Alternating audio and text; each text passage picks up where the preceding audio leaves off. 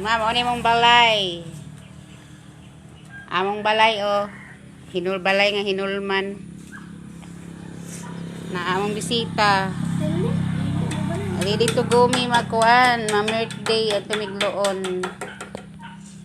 Mara. Wa pa naman mong kukuha pa namong floor mat kay kuan wa. Wa pa may ipalit kay.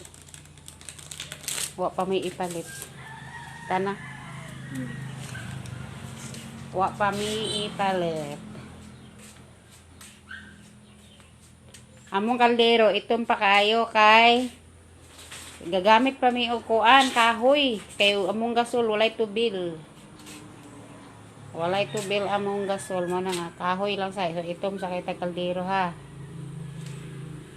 Mga masud kuan mga mantiner lang sa ni kay mo pay pagtapon. Wa pay ipalit. Na mo na mong lababo. Lababo na mo, wala pa'y arrangement kayo, wala pa'y ipalit o pa-design.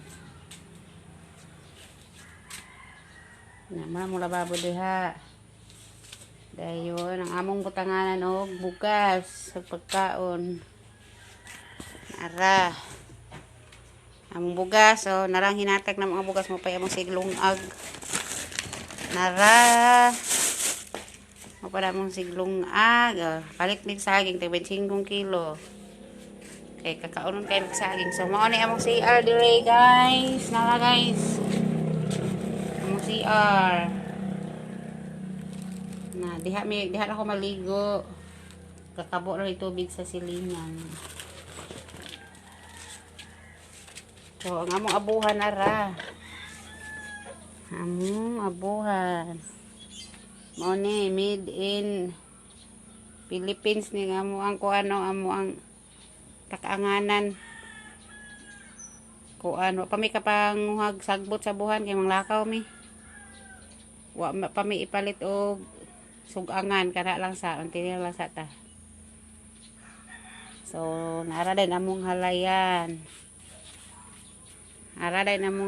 so ang si payat may nang labaan ni among halayan ang laban ni mga nuog kay busy ko naka-work wa pa mi ka magpanglimpyo diri kay busy ko sindahan wala among tapay o hinduanan pa na ang tapay wa pa nakuan kay limasanan pa na mo nagamit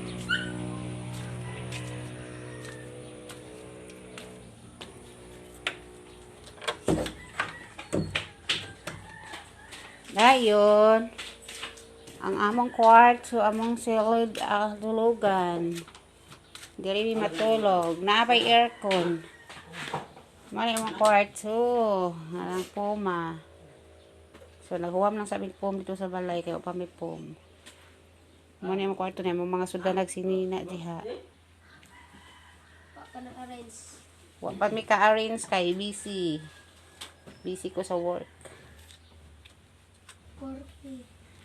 Work. Muna siya guys. Amang kanila sila sinina among gihimog division. So, muna ang tulgan na namo diha. Sa pikas. Kan anak ko ang gawa. Sala 30 minutes naman. So, ang among ko ano, adapted. Adapted ka diha. Adapted o gwapo kay sapatos. So, mo ay ang kinatibukan sa balay.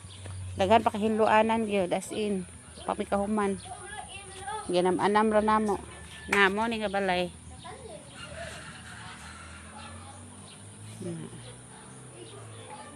Mo na diha mamo ni mo Pinoyanan di karon.